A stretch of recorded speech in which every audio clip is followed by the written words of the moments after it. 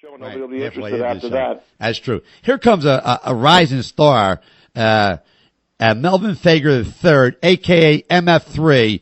Here's a sophomore wide receiver defensive back from Middleton Area High School in Pennsylvania. And I got that one right. Absolutely. Like I said, Melvin is a two-way player. We'll bring him on right away because we're a little pressed. We got him on already. He's on already.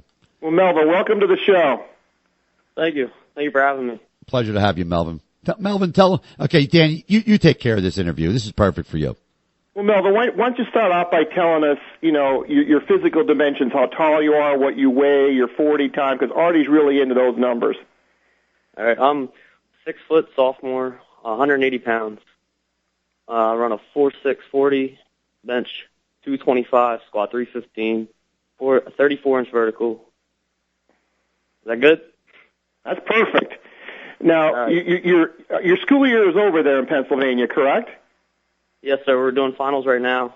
And then tell us what your summer plans are once final exams are over as far as football. What camps you're planning on attending and what you're planning to do weight training wise, track wise to increase your speed. Well, I'm going to be working with two great strength coaches all summer, lifting every day, running every day, trying to get bigger, trying to get faster, better, ready for the season. Now, mention their names, Melvin, because we want to give them a plug on the air because they might give you a discount and they might give Artie, let Artie come in for some personal training sessions. I need them, too. One is Coach Pelletier. He works with our school, and the other one is Coach Mike Karate. He came with our football coach last year because our football coach is new to our school. Both are great. Made me a lot stronger this past year. It's my first year lifting. Amazing how much stronger I am compared to how strong I was as a freshman. Now, are you planning to go to any commercial camps or college one-day camps? Yes, sir. I'm going to 3 camps at Penn State. I'm going to a kicking camp, a skills camp, and a positions camp. Kicking camp you also and kick? Skills camp. Yes, I punt for our team, the high school team. Oh, like I said, because we knew you were a wide receiver and a defensive back. Now, Artie watched your film. Where do you see yourself projecting out at? I mean, obviously you have 2 more years of high school. You're going to grow. I think you're definitely going to stay on as a wide receiver, possibly as a slot, and then defensive back. Do you play more corner or do you shift over to safety as well? Last year they started me out at corner. They worked me back to safety because they noticed I was better at reading things when it came to reading offenses, setting up basically ruin what they were trying to do. So this year they're putting me back at safety, keeping me away from corner, kind of helping run the defense. Now, where do you see yourself projecting out as once you finally do get to college? Do you think you'd be more staying on the offensive side as a receiver or flipping over to the defensive side as a defensive back? I'd like to play wide receiver. That's where I'm most comfortable at. You get the ball to me, I'm going to catch it if it hits my hands. Oh, I like the confidence. I like that a lot. Beautiful. I like that, Dan. Now, I'm sure you heard Jacory, the big tight end that we had on from Louisiana. We were comparing him with 2 sport athletes, Jimmy Graham, Antonio Gates, Tony Gonzalez, because he's a basketball player. Who do you compare yourself to, Melvin, either in the college game or the pro game? People ask me this all the time. I always say Wes Welker because not the biggest guy, not the fastest guy, but he'll get open. He'll catch the ball if you throw it to him. That's basically what I'm all about. Wonderful. Now, Wes Welker is a little smaller than you, and you're still growing. You're still a young man.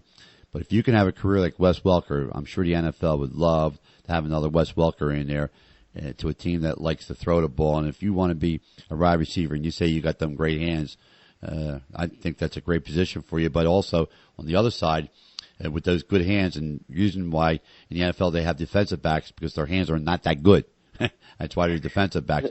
But if you have those great hands, they might switch you to a D-back, maybe play safety or a cornerback, intercept the ball. And you being a wide receiver, you know what to do. If you would intercept the ball, you might be able to take it down to the house and score a touchdown. If the coach said to you, Melvin, we want you to play defensive back and you want to play wide receiver, what would you tell the coach? No doubt. I'll play defense. I love defense. just as much as I love offense. And Okay. I'll do whatever it takes to make the team better. That's exactly what it was. My next question would be, is if they make the team better, would you just automatically do that? And you just answered my question. So well, that's good because that's a team guy. You might love to play wide receiver, but they might have a plethora of wide receivers, but they need a D-back, and you could play that.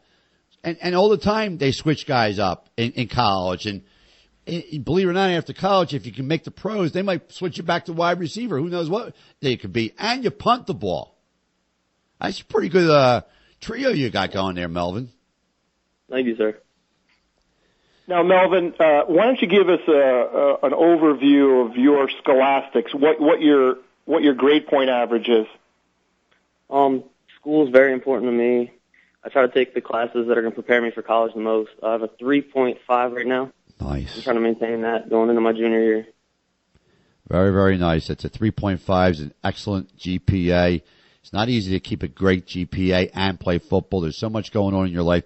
As a young man, I salute you with that GPA. That's the most important thing of it all. At a 3.5, family, respect, as we said to Ja'Cory, and just you'll give yourself a great opportunity to maybe be an athlete and get to where you want to be in the NFL or wherever it may be. But also, if you don't make the NFL and you have a great college education, you'll be able to make it in the business world also. So you got a lot going for you. You're a young man, and we wish you nothing but the best. And that's Melvin Fager III, a.k.a. MF3. How did you get the a.k.a. MF3? Who named you that?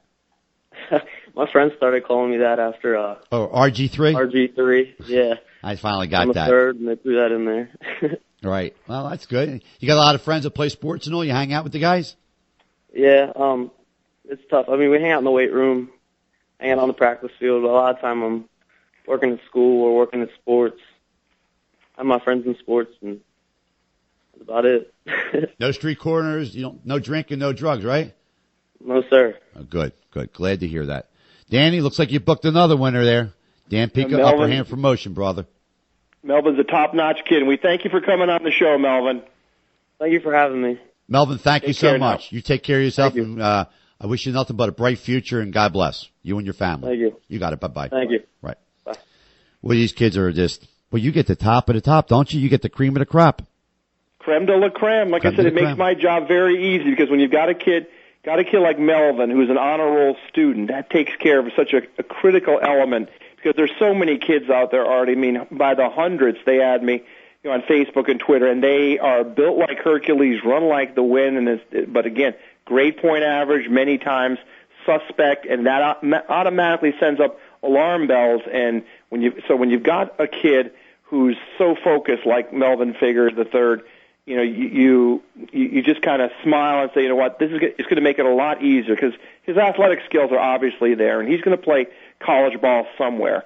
We're certainly hoping it's going to be D1, but if not, like I said, we do every division in Upper Hand. We do from Division I all the way down to junior college.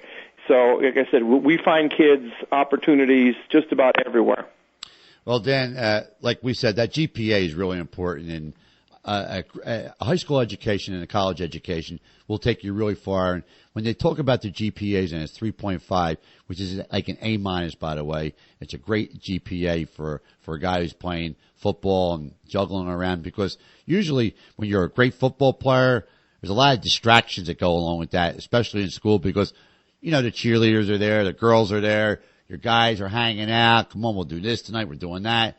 So it's tough to keep your nose to the grindstone playing sports and keeping hitting those books. But seems like Melvin and Ja'Cory have good heads on their shoulders, and they're doing the right things, good values, and hopefully they're great parents, and they'll take them in the right direction. And I'm sure Upper Hand's promotion, Dan Picca, will make sure that these kids get in the right direction. And that's a great job that you do there with Upper Hand Promotions. And God bless you because you really help a lot of these young kids out.